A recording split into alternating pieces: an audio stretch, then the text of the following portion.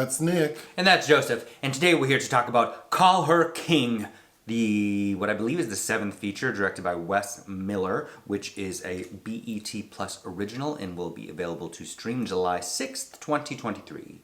Do you know any of Wes Miller's other films? No, but he's sure to get on that Bruce Willis last gasp train, because his previous feature was A Day to Die, which also starred Frank Grillo. Oh. The story: after the courthouse is hijacked by Black Caesar, brother of Sean Samuels, who has just been sentenced, Judge Jaeda King must rely on her strength and skills to find a way to end the standoff, save the hostages, and make her escape. I believe this film is marketed as being Die Hard-esque. That's how it was I guess it would delivered to me. I Yeah. guess that's kind of accurate. Sure, another Bruce Willis reference. So, Naturi Naughton plays Judge Jaeda King. Mm-hmm. We're told she is the youngest person to be appointed to that position, and she's presiding over a capital punishment case. And the defendant, Sean Samuels, has been found guilty by the jury. So on this day, we find her about to sentence him and whether or not he'll get death. But Samuel's brother, Black Caesar, Samuel is played by Jason Mitchell, who played Eazy-E in Straight Outta Compton. He's also pretty good in Zola. And his brother, Black Caesar, is played by Lance Gross. Who we all know from Temptation, Confessions of a Marriage Counselor, the Tyler Perry. And he's also in the House of Pain series. He's probably done more than 100 episodes of that Yeah. show. But anyway, so Lance Gross's character runs like a cybersecurity firm, and we don't know until the end why he's doing this, but not only is he holding the courthouse hostage to get his brother, but he's trying to extract some information. Like, we see his minions tap into like the server and they're trying to download some stuff. And for like half the movie, Lance Gross's character is conducting like a mock trial. He's doing a kangaroo court. To show all of the evidence that the judge wouldn't allow, that shows that his brother did not receive a fair trial. And I think that component of the movie is probably the most interesting part. But everything culminates with a lot of people getting killed, and of course a showdown between Naturi and Lance, and with sort of the brother in the middle. And of course Naturi kills Lance Gross and his minion, his main right-hand person. But the defendant gets away. So, of course, we're like, well, why did Lance do this? Because he could have just, like, orchestrated an escape for his brother. So, first off, this kangaroo court, the court stenographer is recording it because he wants everyone to know that his brother did not receive a fair trial. But the information he's downloading, apparently, like, the last 30 years of all of the criminals, I guess, in this district, all of their criminal records have been digitized. To one place. So I guess one server, no backup anywhere, and he has taken all of that because he's saying if all of these incarcerated people, if all their criminal records are deleted, then they can get out. But he has taken all that information, put it on an external hard drive, and given it to his brother, the defendant, saying that you can use this, like you have a lot of power with this because you could probably get a high ransom for it. So the brother dies, Lance Gross, so we see that Samuel, the defendant, he's now starting his own sort of revolutionary group. Sean Samuels. Oh, Sean, I keep saying Samuel. He, in the end, he started his own group, not unlike how his brother did. And then we see that Judge King, Naturi's character, she's quit being a judge and started her own law firm. And she's indicating that she won't stop until she finds the defendant. So there will certainly be I keep wanting to say call her by her name. Call her by her king. Call her king. There'll be a Call Her King too, if we're lucky. Call her king again? Okay, this was a fun enough experience. Sure, yeah. I've watched many BET originals. This is definitely on the higher end as far as production value. Yeah. What did I like? Somehow, as silly as it sounds, because the opening of the film is, we see that Naturi's character studies martial arts.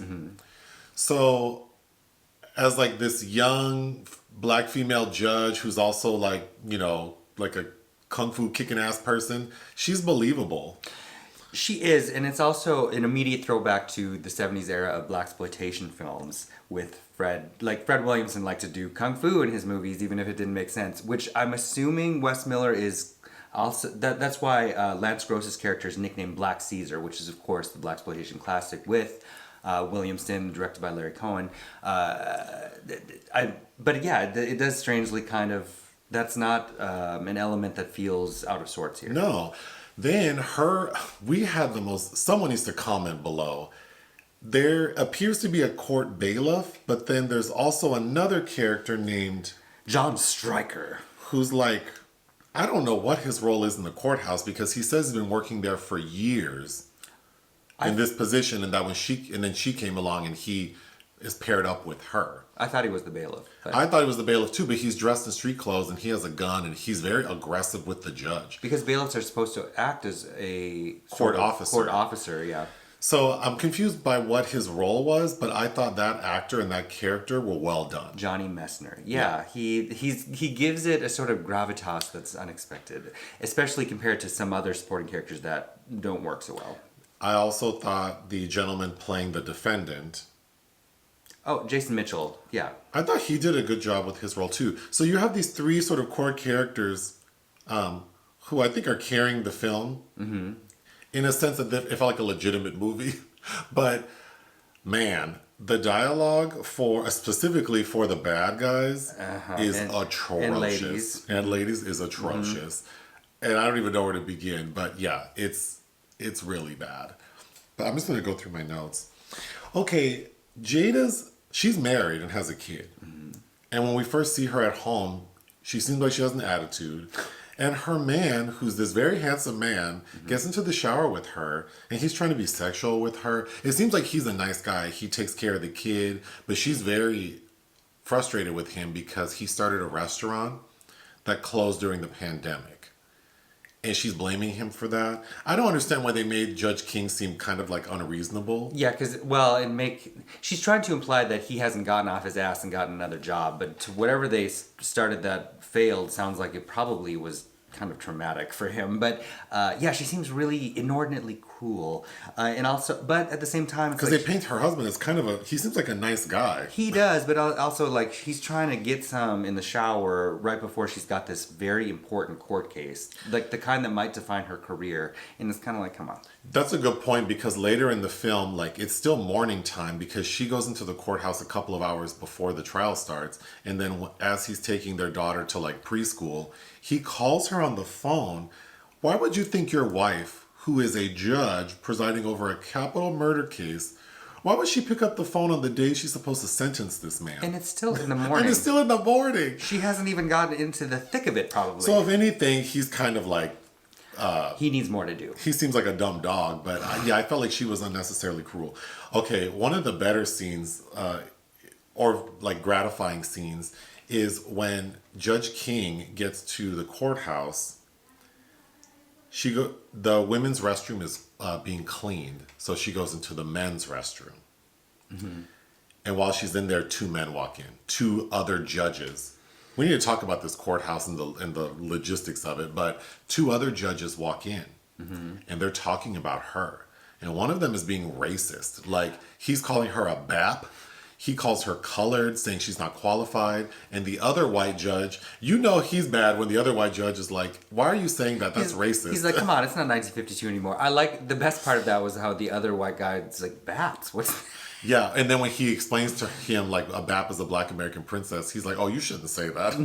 So I thought that was a good scene. And then, towards the middle of the film, when Lance Gross's character has a courthouse held hostage, he's telling Judge King, Naturi's character, if you don't open that door and let my brother out, I'm going to kill this judge, the racist judge.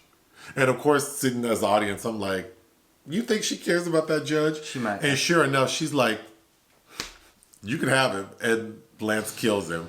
I thought that was fun. So one of her colleagues, the prosecuting attorney, played by Garrett Hendricks, he also makes an early appearance that... He is being very bold. Duke. He walks into her chambers before the sentencing begins. And he's hitting on her, telling her that she needs to go ahead and sentence him to life because that's what the public wants. Well, and also because of their roles, he's not supposed to be talking to her alone. Well, she tells him, like, yeah, this is inappropriate. And yeah. But they have a previous established relationship because they went to school together and also apparently used to give each other pleasure. Well, and he during the kangaroo court trial, the prosecutor admits that he was trying to rekindle their relationship, knowing that she's a married woman. Mm-hmm. There's a funny line where the bailiff is trying to give Naturi's character like a pep talk, and he tells her, "You're Jaeda effing King." I thought there were some fun moments in there. Okay, the courthouse. Uh-huh. I've been to many courthouses to serve, like to go for jury duty. And maybe I can't tell what city they're in, but okay, first of all, when she shows up to the courthouse, she just parks her car like right where everyone can see. I'm assuming it's a smaller city then. But I would think even then, like someone presiding over a trial of this magnitude, because we're told it's a very high profile case, would not just be parking with everyone else. And there's no press there. There's no press. Harper's waiting there. She immediately says there will be no public allowed in the courtroom. But still. But the courthouse, is there only one courtroom in this courthouse? Because someone does mention that it's a small courthouse. But then the inner workings of it, because we see them running around, it seems kind of big. Mm-hmm. So I thought that wasn't very well established. Also, it appears to be like very early morning, so it's dark outside.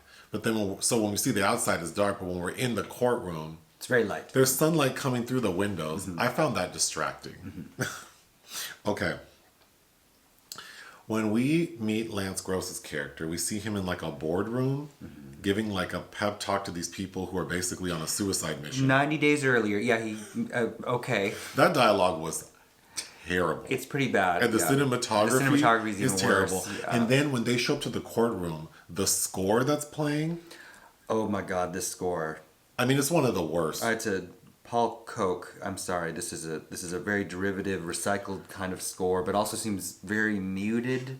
When his people come in, because he has all his minions coming in with briefcases, and we find out later they're filled with explosives. They walk into that courtroom like they're part of the Rhythm Nation. I was gonna say, yeah, it's right? Very Rhythm They Nation. have full-on choreography. It was a little too much for me.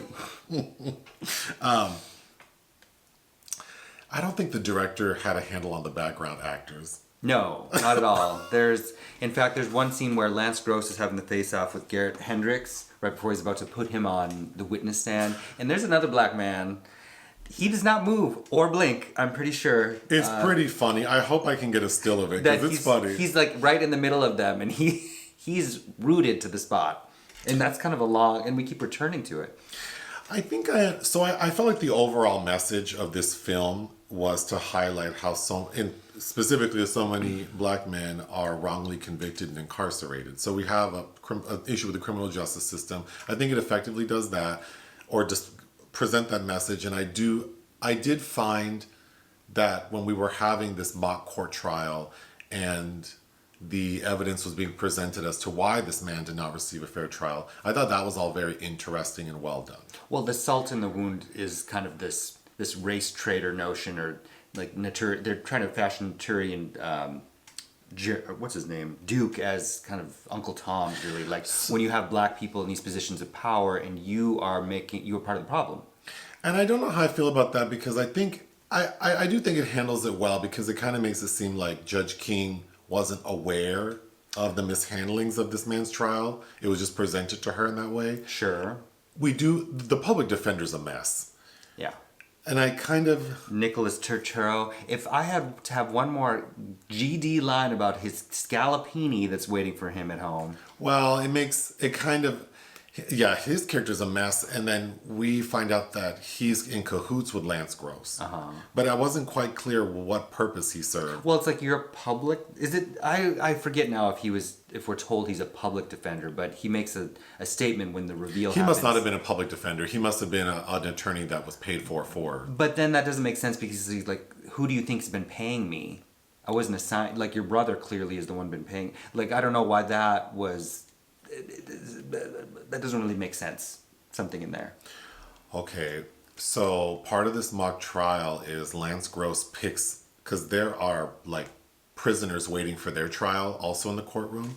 And one of these gentlemen, Lance Gross is like, okay, I want you to pretend to be the new public defender for this mock trial. And all you have to do is read these documents.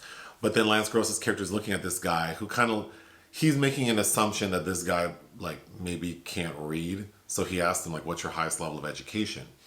And this man says, I did some college, so I can read if that's what you're trying to ask. So then we start the trial. Mm-hmm. And this character has a grill in his mouth. Anthony, played by Walter de Shields. That is protruding. He looks like a bulldog. It's like ridiculous. And his manner of speech is unintelligible because he has this huge grill in. And they let him talk for like 20 minutes like this until he finally takes it out.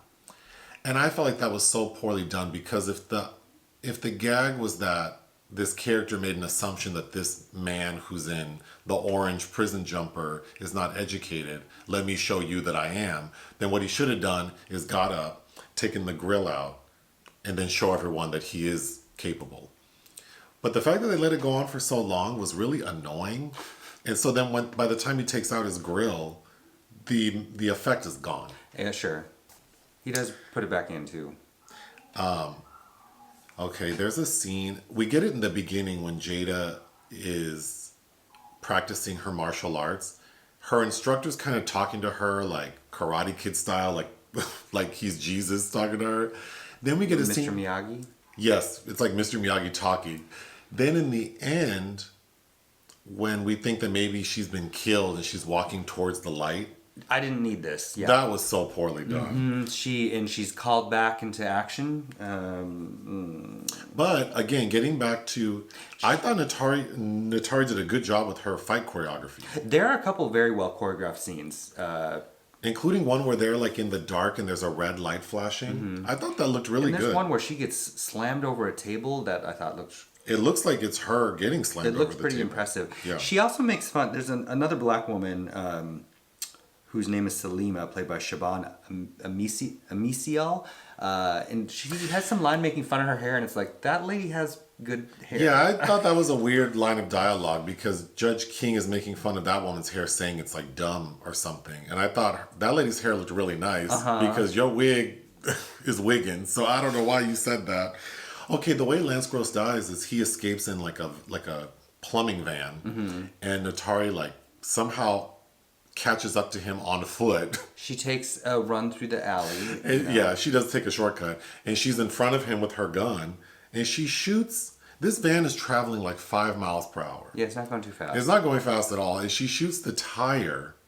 So the tire pops. And this van flies into the air, flips over, and somehow has crushed Lance Gross's character. It was laughable. Yeah. Laughable fun. Okay, my biggest question, probably after people have seen this film, they can comment. Do we think the brother was in on this?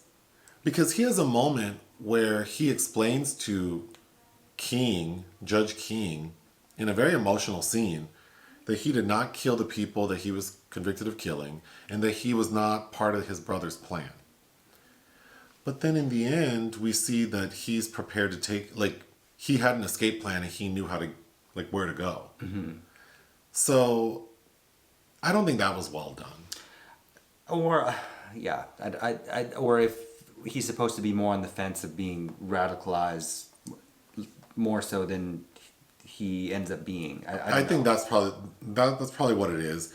But I would be lying if I said I'm not interested in watching Call King by Her Name Part 2. Call King by her surname. Call King by... I would watch it. Call her by her surname King. That would be... Yeah. 2. Yes, but I think some of the more important messages get a little lost maybe in the ridiculousness of it. I think that if you want to see something a little more serious that's doing this with a little more finesse, even though it wasn't well reviewed when it came out, I think American Skin by Nate Parker from 2019 does kind of a better job. Where he's in a police station. Right. Yeah. What would you give this film? 2 is being very fair, I think. I think you could have a good time if you have. I mean, we have a BET Plus account, so like I enjoy watching these kind of movies, knowing that they're not the best. Yes, you don't go in expecting like.